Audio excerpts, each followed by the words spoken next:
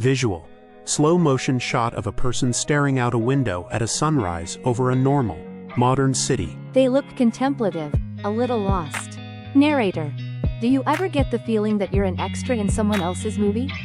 That your life is stuck on repeat, a comfortable, predictable loop playing out in the quiet corners of the world, while the real adventure is happening somewhere else, to someone else? You see the heroes on screen, and you think, that's not me. I don't have a magical sword, or a prophecy, or a rebellion to lead, but what if I told you that you do? What if I told you that the story of every hero, from the oldest myths to the biggest blockbusters, isn't just entertainment? What if I told you it's a blueprint, a map, and it's been left for you? A map that describes, with terrifying accuracy, the journey you must take to achieve anything meaningful in your life. This is the hero's journey.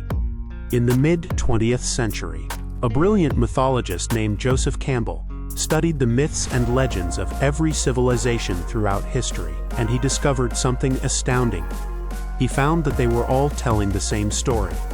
From Odysseus to Buddha, from Moses to Harry Potter, the path was fundamentally the same, a universal pattern he called the Monomyth, a single, archetypal story of transformation, hidden in 1,000 different faces. It starts in an ordinary world just like yours. It's interrupted by a call to adventure, a new job offer, a sudden crisis, a creative idea that just won't leave you alone. Often, there's a refusal of the call, that voice of fear and self-doubt that says, I can't, I'm not ready, I'm not good enough. But eventually, you cross the threshold. You step out of your comfort zone and into the unknown, where you face a series of trials, find allies, and confront your deepest fears in a central ordeal. This isn't just about dragons and wizards.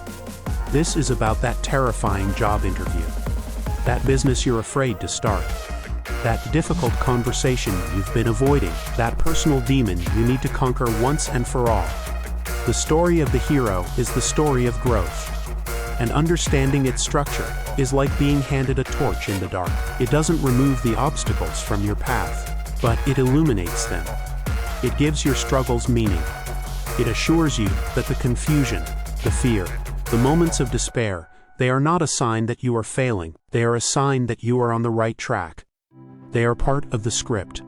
So in this video, we're not just going to analyze movies. We're going to analyze you. We'll break down the essential stages of the hero's journey and show you how to identify exactly where you are on your own path, right now, and what you need to do to take the next step, because you are not an extra. You are the protagonist, and your great adventure has already begun.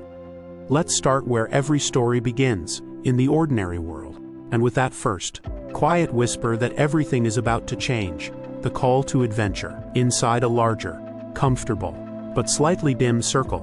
Narrator Part 1. The known and the knocking. Every hero's story begins not with a bang, but with a routine. This is the ordinary world. Think of it. Before he was a Jedi, Luke was a farm boy, fixing droids and complaining about his chores. Before she was an Avenger, Carol Danvers was an Air Force pilot, living a life she didn't even know was a shadow of her true potential. Visual. A montage of relatable, modern ordinary world scenes, a person commuting on a crowded train, mindlessly scrolling on their phone. Someone sitting in a cubicle, the clock on the wall ticking slowly, a couple watching TV on the couch in comfortable silence. Your ordinary world is your comfort zone. It's the job that pays the bills but doesn't feed your soul, the town you've never left, the set of beliefs you've never questioned. It's safe. It's known. But Campbell was clear on this. The ordinary world, for the hero, is a place of spiritual stagnation. There's always a subtle tension, a quiet dissatisfaction, a feeling that you are a square peg in a round hole, even if that hole is warm and well furnished. This is the first step of the map. Identify your own hobbiton. Ask yourself, where in my life am I comfortable, but not truly alive? What part of my identity is defined by safety rather than purpose? Because into this world, something must intrude, a disturbance in the force, a glitch in the matrix. The call to adventure. Visual. A series of rapid cuts illustrating the call, A phone buzzes with a notification for a job in a new city. A doctor gives a patient serious news, forcing a lifestyle change. Someone has a sudden aha moment and furiously starts sketching an invention on a napkin. Sometimes it's a literal messenger, like Hagrid kicking down the door to tell Harry he's a wizard. But more often, in our world, the call is quieter. It's the email about a project overseas. It's the recurring thought that you should write that book. It's the painful realization that the relationship you're in is holding you back. It can be a positive call, an opportunity, an idea, a new love. Or it can be a negative one, a crisis, a layoff, a loss. The psychologist Carl Jung, whose work deeply influenced Campbell, believed that these moments are the psyche's way of demanding growth. The call is your potential, knocking on the door of your present reality. Crucially, the call doesn't care if you're ready. It doesn't ask for a convenient time. It simply arrives and presents a choice: stay in the ordinary world, or step into the unknown. So how do you hear it? You listen to your discontent. You listen to your curiosity. You listen to what you envy in others, not as a source of shame, but as a compass. Envy is often just your unrealized potential pointing out its own reflection in someone else. The call to adventure is the universe pointing to a gap between the life you are living and the life that is waiting for you. But hearing the call and answering it are two very different things. The call is exciting. The implications of the call are terrifying. They mean change, risk, and the possibility of failure. Which brings us to one of the most critical, and most human, stages of the entire journey, the refusal of the call, where every demon of self-doubt comes out to play, and the hero's first real battle is fought entirely within their own mind. Visual. An animated title card appears. A small, glowing circle is shown recoiling from the edge of its larger, dim circle. A shadowy barrier flickers into existence at the border. Narrator, Part 2. The dragons at the gate. This is the sound of the emergency brake. The voice that whispers, "Who do you think you are?" The refusal of the call isn't a sign of weakness, it's proof that the stakes are real. Luke Skywalker's first reaction wasn't to grab a lightsaber. It was to say, "I can't get involved. I've got work to do." Frodo, holding the fate of the world in his hands, tries to give the ring to Gandalf. "I am not a warrior," he says. Visual. A montage of modern refusals. A person deletes the half-written email applying for their dream job. Someone closes a book on starting your own business and turns on a reality TV show. A young artist looks at a blank canvas, then puts their supplies away. We tell ourselves we're being realistic. "I'm too old for that. I don't have the money. I'll start on Monday." These excuses are what Campbell called threshold guardians. They are the dragons at the gate of your comfort zone. Sometimes they're external. A parent who says your dream is impractical. A friend who scoffs at your new idea. A society that tells you to follow a safer path. But more often, the most ferocious guardian is internal. It is your own inner critic, armed with a perfect knowledge of all your fears and insecurities. This guardian isn't truly your enemy. Its job is to test your resolve. It asks the most important question of the entire journey. Do you really want this? Are you willing to pay the price for it? Because your brain is not designed for adventure. It is designed for survival. It sees the unknown not as a field of opportunity, but as a dark forest full of predators. The refusal is your survival instinct screaming at you to stay where it's safe, even if safe is also stifling. The author Stephen Pressfield gave this force a name, the resistance. It is the universal, internal force of self-sabotage that rises to meet any creative act or spiritual leap. Visual. The person from the opening shot, who was looking out the window, is now seen years later. They are in the same apartment, but it looks more cluttered, less hopeful. They glance at a travel brochure on their coffee table for a far-off land, then sigh and pick up the TV remote. The look of contemplation has been replaced by one of quiet resignation. And here is the great danger of the hero's journey in real life. The refusal can be permanent. Campbell warned that a person who refuses the call for good becomes trapped. Their world shrinks. Their life becomes a wasteland of what-ifs, haunted by the ghost of the person they could have become. But the story doesn't give up on the hero. And the universe doesn't give up on you. Just when your own doubt threatens to win. A new force often enters the narrative. Help arrives. Visual. We see a stylized animation. A second, brighter light appears beside the hesitating hero circle, giving it a gentle nudge toward the threshold. Narrator. This is the meeting with the mentor. Visual. Quick cuts of mentor figures. Mr.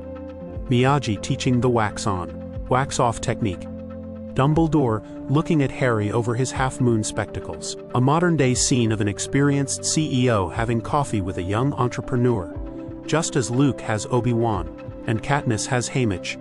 The hero who is stuck finds a guide. The mentor is a figure who has already been to the special world, and has come back with wisdom. They provide the hero with what they need, a tool, a piece of advice, a map, or simply a dose of confidence. In your life, a mentor may not be a cloaked wizard. It can be a teacher who saw your potential, a boss who took a chance on you. It can be the author of a book that changes your perspective, or even a line from a movie that lands at exactly the right time. It is the wisdom you need, appearing when you are finally ready to hear it. Crucially, the mentor doesn't slay the hero's dragons for them. Obi-Wan doesn't destroy the Death Star. He gives Luke the training and the faith to use the Force himself.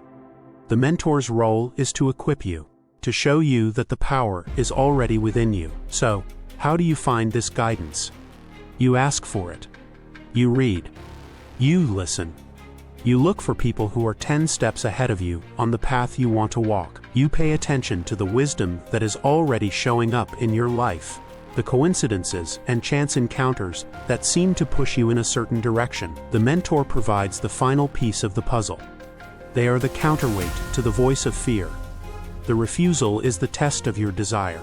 The mentor is the confirmation that you are not alone, and armed with this new tool or insight, you are brought back to the edge of your ordinary world, back to the threshold you first refused to cross. Only this time, you are ready. Visual. The hand that hesitated over the submit application button now clicks it with firm resolve. A person takes a deep breath and walks into a rehab facility. Someone buys a one-way ticket to a new country. You are ready to take the first, truly irreversible step into the unknown. This is the moment the adventure truly begins. You are crossing the first threshold. Visual. An animated title card appears. The small, glowing hero circle decisively crosses the shimmering barrier of the ordinary world. It enters a vast, unknown space filled with other moving shapes, some bright, some dark, some chaotic. Narrator, Part 3, Into the Belly of the Whale. This is the point of no return. Campbell called it crossing the first threshold, the moment you are swallowed by the unknown. Visual. A montage of threshold crossings. A recruit's head is shaved as they join the military. A student steps onto a foreign university campus for the first time, looking overwhelmed but determined. A newly sober person walks through the doors of their first support group meeting. Once you step across, the old world is no longer accessible in the same way. You've quit the job. You've moved to the new city. You've said the words, "I love you," or "This is over." The safety net is gone, and for the first time, you are fully committed to the adventure. The rules of this new, special world are different. The skills that made you successful in your old life may be useless here. And the only way to learn is through a series of initiations. The stage is called tests, allies, and enemies. Visual. Quick cuts. A chef in a high-pressure kitchen messes up an order and is yelled at by the head chef. A coder stares at a screen full of error messages, looking exhausted. A mountain climber slips but is caught by their belay rope. First, the tests. These are the obstacles designed to teach you, to toughen you up. This is your first F on an exam in a subject you thought you knew. It's the humiliating failure of your first business pitch. It's the loneliness you feel in a city where you don't know anyone. Each test forces you to adapt and grow. It reveals a weakness you didn't know you had, or a strength you never got to use. The practical advice here is simple, but not easy. Treat every failure as tuition. You are paying for your education in the new world.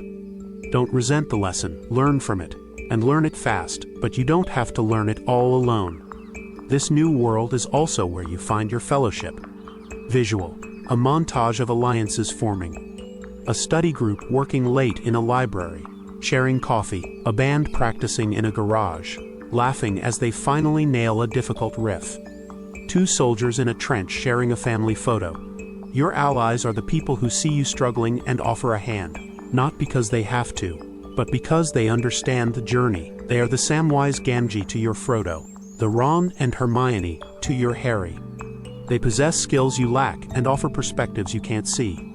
In the modern world, this is your mastermind group, your therapist, your mentor, your partner who believes in you when you don't. The journey is yours, but you cannot complete it in isolation. The second great task of this stage is to find your tribe, to be vulnerable enough to ask for help, and wise enough to accept it. And wherever there are allies, there are also enemies. Visual. A politician is undermined by a smirking rival during a debate. An artist sees a cheap imitation of their work go viral. A person trying to eat healthy watches their family bring home junk food. The enemy on the hero's journey isn't always a fire-breathing dragon. It can be a cynical boss who shoots down every new idea. It can be a competitor who plays dirty. It can even be a well-meaning friend who represents the temptation to quit and go back to the comfort of the ordinary world. Often, your enemies are simply personifications of the very thing you are trying to change.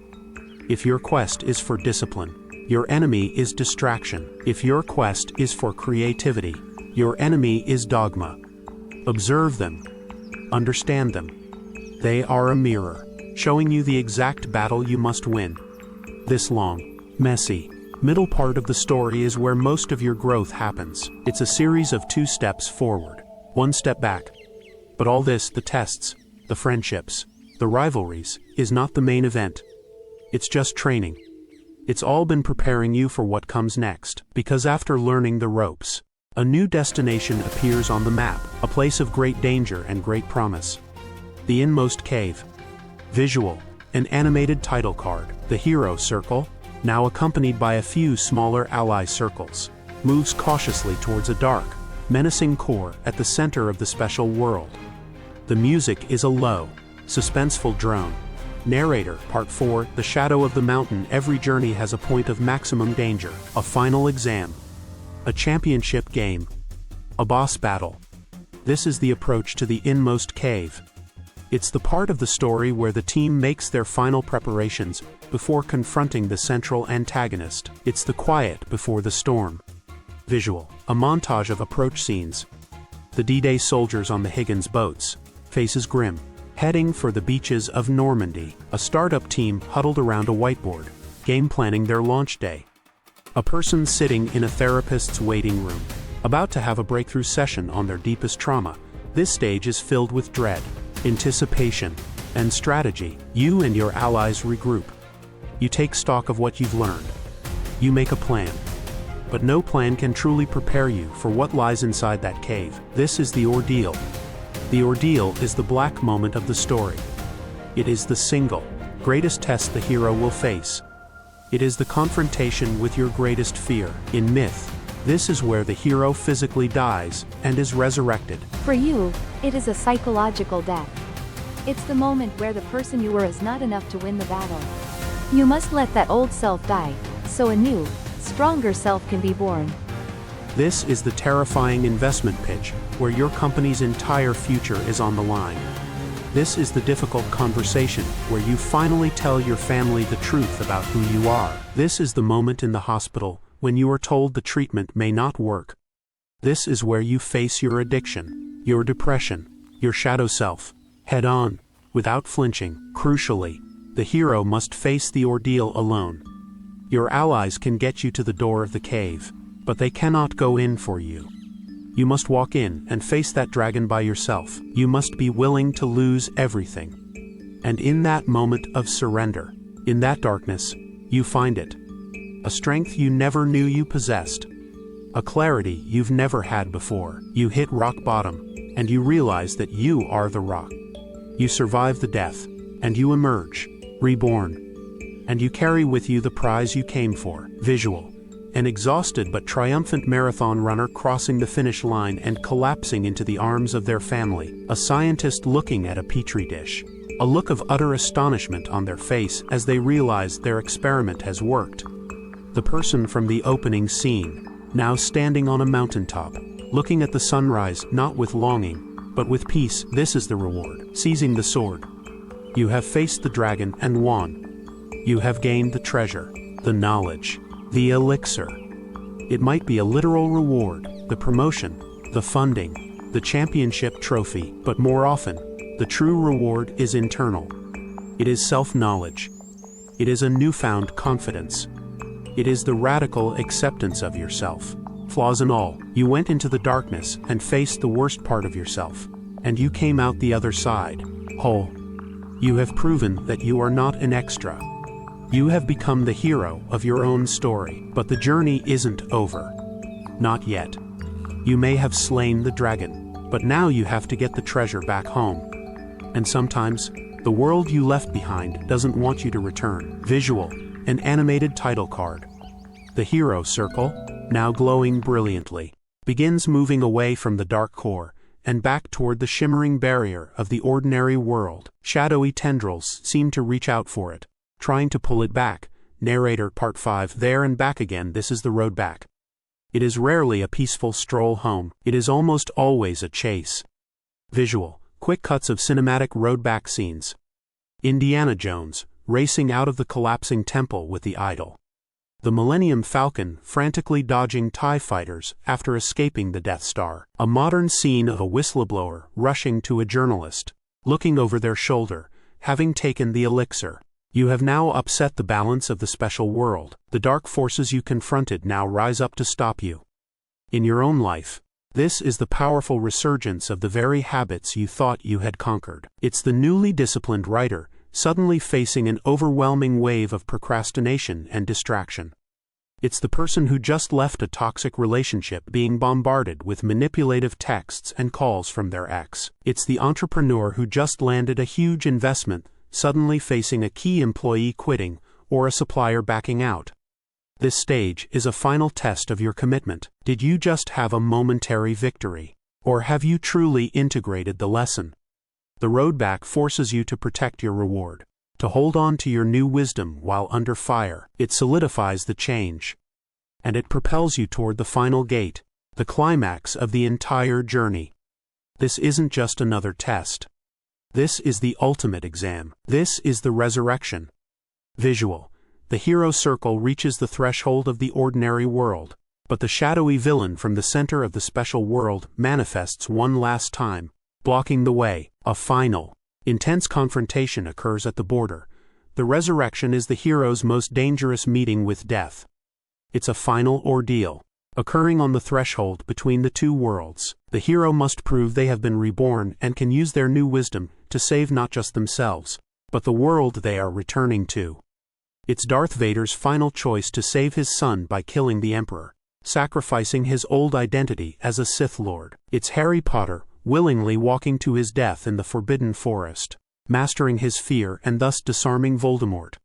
For you, this is the ultimate application of what you've learned. It's the recovered alcoholic who, having found sobriety, must now return home to their family and prove through consistent action, not just words, that they have truly changed. It's the leader who, having learned humility through failure, must now step up and guide their team through a new crisis, using their hard-won wisdom instead of their old ego. It's the person who has found self-worth having one last, boundary-setting conversation with a toxic parent, this time without anger or fear, but with compassionate strength. This is where the hero shows they are now a master of both worlds, the inner world of their own spirit and the outer world of their daily life.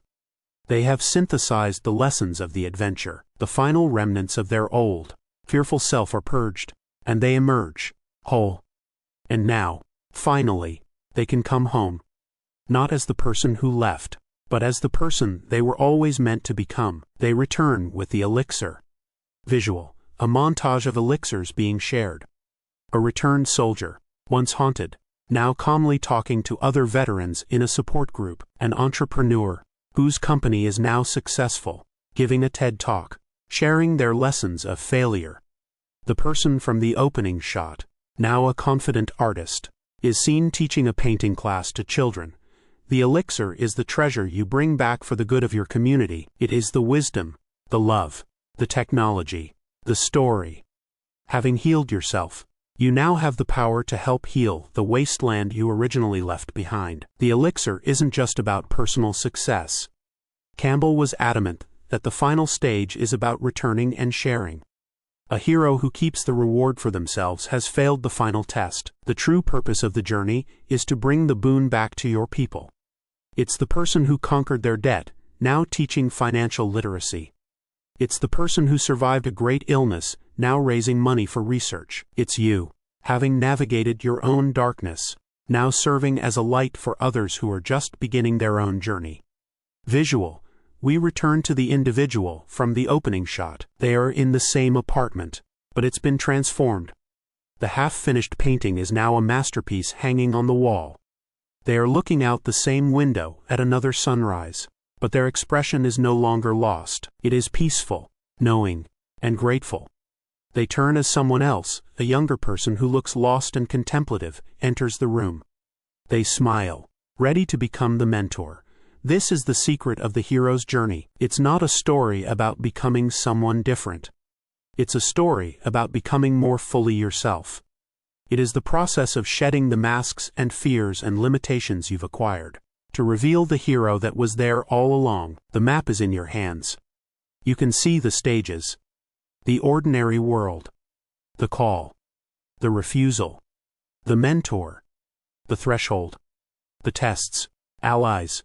And enemies. The ordeal. The reward. The road back. The resurrection. The return. Look at your life. Where are you on that map right now? Are you feeling the dissatisfaction of the ordinary world? Listen for the call. Are you hesitating, telling yourself you're not ready?